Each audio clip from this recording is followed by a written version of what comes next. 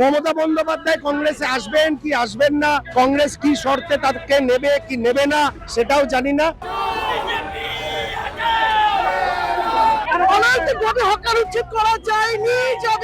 Illegal কনস্ট্রাকশনের permission যারা দিল তাদের আগে অ্যারেস্ট করো। এই সরকার শুধু ভাঙা আর ডিম ছোড়া ছাড়া এখনো পর্যন্ত কোনো কাজ করে উঠতে পারেনি। তৃতীয় বিশ্বের গরিব দেশ ভারতবর্ষ, দুম করে আমি কাউকে তুলে দিতে পারি না। কোনো পুনর্বাসন ছাড়াই অনৈতিক কাজ হচ্ছে।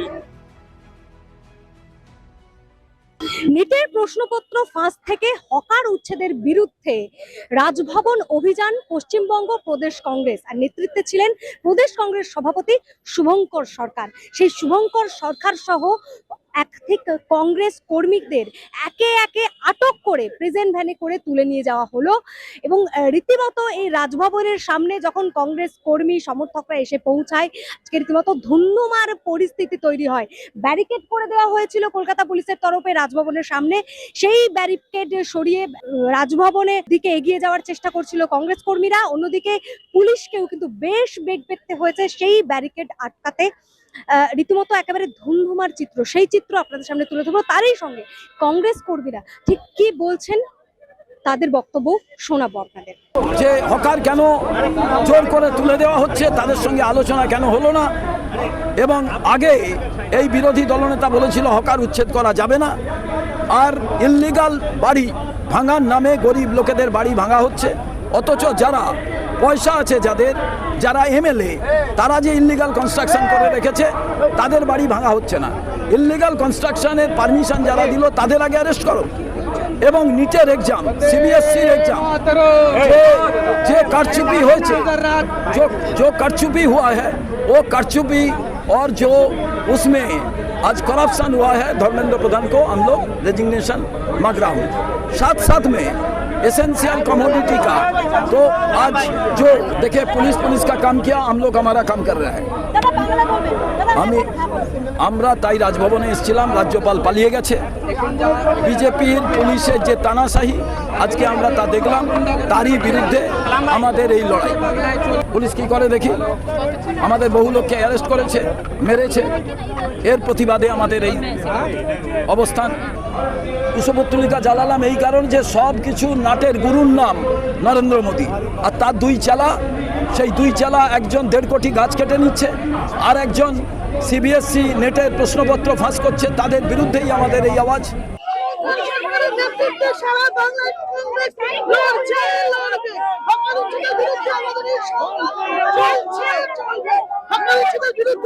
সংগ্রাম চলছে, চলবে, আমরা এই সংগ্রামকে ছাড়বো না। অনৈতিকভাবে হকার উচ্ছেদ করা যায়নি, যাবে না। দড়ি লাঠি ঘুরিয়ে দিয়ে কোনোদিন সরকারের দায়িত্ব নিজেকে সুনিশ্চিত করা, গুলি চালানো নয়।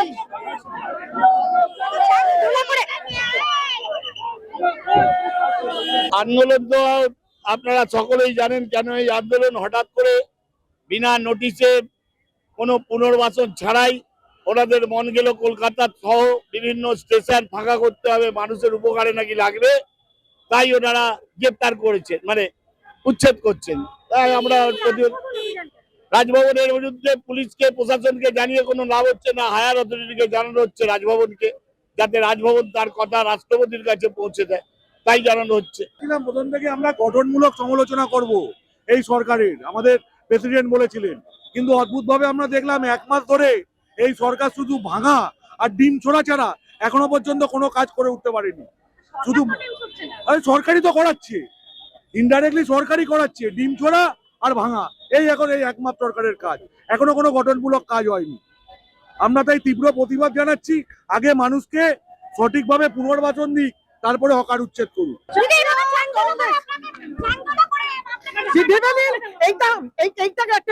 জিতে আসা সরকার, যার বয়স 1 মাসও নয়, সে বিরোধীকে, সত্যিকারের বিরোধী, নিজেদের পোষা বিরোধী নয়, মৃত তৃণমূল নয়, আমরা হচ্ছে কংগ্রেস, যারা সারা রাজ্যে বিজেপির বিরুদ্ধে লড়ছি, সেই কংগ্রেসের একজন কর্মীকে এইভাবে চ্যালেঞ্জ তুলে দিলে সাধারণ মানুষের কি দশা হতে পারে ভেবে দেখুন। বুঝতে পারছি না, যারা আটক করছে তাদের জিজ্ঞেস করুন, তারা কি করতে আটক করছে।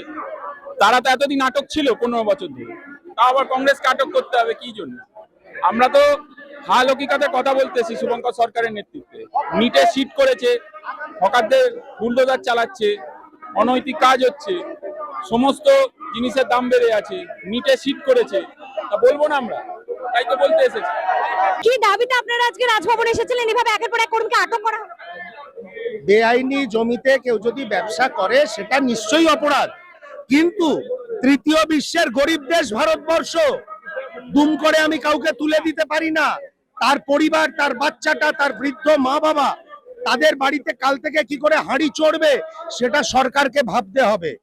হকার আইন রয়েছে পশ্চিমবঙ্গে, সেই আইনটা ভালো করে পড়াশুনো করতে হবে, পড়াশুনো করে সরকারকে পদক্ষেপ নিতে হবে, এটাই আমাদের দাবি। এইভাবে হকার উচ্ছেদ করা চলবে না। হকার সংগঠনগুলোর সঙ্গে বসে তাদের রিহ্যাবিলিটেশনের ব্যবস্থা করে তারপরে আপনারা উচ্ছেদ করুন। এভাবে একের পর এক কংগ্রেস কর্মীকে আটক করা হলো কেন? না না, এটা তো স্বাভাবিক। গণতন্ত্রের পক্ষে যারা বলবে, রাহুল গান্ধীর সংবিধানকে যারা মাথায় তুলে রাখবে, তাদেরই বিজেপি আটক করবে, বিজেপি সরকার যেখানে আছে তারা আটক করবে, এটা খুব স্বাভাবিক ব্যাপার। এর জন্য আমরা একটু অবাক হই না। তাহলে আপনাদের এখন কি পদক্ষেপ নেবেন? লাগাতার আন্দোলন চলবে যতক্ষণ না এই হকার উচ্ছেদের প্রেক্ষিতে গভর্নমেন্ট অল্টারনেট কোনো অ্যারেঞ্জমেন্ট করবে। লাগাতার আন্দোলন চলবে জাতীয় কংগ্রেসের এই বাংলার মাটিতে। একদিকে যখন দেখা যাচ্ছে তৃণমূল ভেঙে প্রায় খান খান, তৃণমূল রাস্তায় নামতে পারছে না, সেই জায়গাতেই কি তৃণমূল বিরোধী পরিসরে তাদের মাটি শক্ত করতে চাইছে? আমি তৃণমূল নামক কোনো দল আছে বলে জানি না, তার সম্বন্ধে আমি কি উত্তর দেব বলুন? এখন সব ঘরের মধ্যে ঘর, ঘরের মধ্যে ঘর। মমতা বন্দ্যোপাধ্যায় যে পাপ করেছিলেন কংগ্রেসকে ভেঙে, সেই পাপের এখন ভাগ ওনাকে নিতে হচ্ছে। সেই জন্য এখন আর তৃণমূল কংগ্রেস নামক কোনো দল নেই, সেটাকে নিয়ে আর কোনো প্রশ্নে এবং উত্তরে না যাওয়াই ভালো। মমতা বন্দ্যোপাধ্যায়কে তৃণমূলে কি রাখতে চাইছে না নতুন তৃণমূলেররা? তাহলে কি মমতা বন্দ্যোপাধ্যায় যদি কংগ্রেসে আসতে চায় তাকে কি রাখা? আমার কাছে এরকম কোনো খবর নেই। মমতা বন্দ্যোপাধ্যায় কংগ্রেসে আসবেন কি আসবেন না, কংগ্রেস কি শর্তে তাকে নেবে কি নেবে না, ওনাদের বিরুদ্ধে এত হাজার হাজার কোটি টাকার দুর্নীতির মামলা আছে, সেটা নিয়ে মমতা বন্দ্যোপাধ্যায় কি করবেন, যে কংগ্রেস নেতৃত্ব কি সিদ্ধান্ত নেবেন সেটাও জানি না। সেই জন্য এই মুহূর্তে বলার মতন জায়গায় আমরা নেই। এবং সারা দেশে কন্যাকুমারী থেকে কাশ্মীর অবধি এই বিজেপির এই রকমের বিজেপির যে লড়াই চলছে, তাতে জাতীয় কংগ্রেস নেতৃত্ব আগেও দিচ্ছিল এবং রাহুল গান্ধীর নেতৃত্বে এবং এখানে শুভঙ্কর সরকারের নেতৃত্বে আমরা এই লড়াই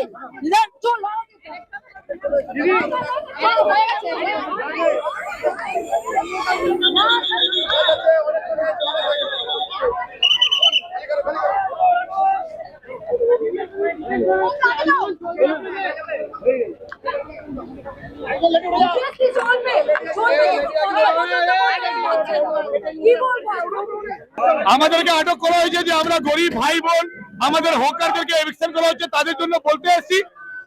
নিট পেপার লিক হয়েছে, আমাদের হাজার হাজার লক্ষ লক্ষ ছাত্রছাত্রীদের জীবন নিয়ে ছেলেমেয়েরা খেলা হচ্ছে, তার বিরুদ্ধে আমরা বলতে এসেছি। আমাদের পুলিশ টেনে হিচড়ে অ্যারেস্ট করেছে, আপনারা দেখেছেন।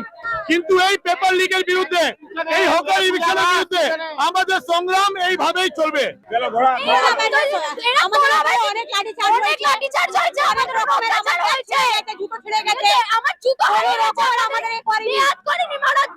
সরকারের বিরুদ্ধে যারা বলবে তাদেরকে কুত্তার মতন মারা হবে। আজ আমরা মারকে আমাদের জেলে নিয়ে যাচ্ছে না, আর আমরা জেলে যাব, আমরা দেখবো শেষ কি হয়। 5-এ পা দিল ইনস্ক্রিপ্ট। এই 5 বছরে আমরা আমাদের সাধ্যমতো শ্রম, নিষ্ঠা এবং সাহসে ভর করে চালিয়ে গেছি আমাদের সাংবাদিকতা। এক্সিট পোলের মিথ্যাচার ফাঁস করেছি আমরা। গিগ শ্রমিক, পরিযায়ী শ্রমিকদের কথা বারবার তুলে ধরেছি আমরা। প্যালেস্টাইন, বাংলাদেশ নিয়ে কথা বলেছি আমরা। বাংলাদেশের শাটডাউনের দিনগুলিতে প্রবাসী বাঙালিদের তাদের পরিবার পরিজনের খবর দিয়েছি আমরা। নাগরিক সাংবাদিকতা চালিয়ে যেতে গেলে চাই নাগরিকদের প্রত্যক্ষ অংশগ্রহণ। তাই আমরা ডোনেশন ব্যবস্থা চালু করেছি। স্ক্রিনে দেওয়া এই কিউআর কোডে আপনারা আমাদের যে কোনো অঙ্কের মূল্য পাঠাতে পারেন। আপনাদের অনুদান আমাদের নিজেদের কাজ এগিয়ে নিয়ে যেতে সাহায্য করবে।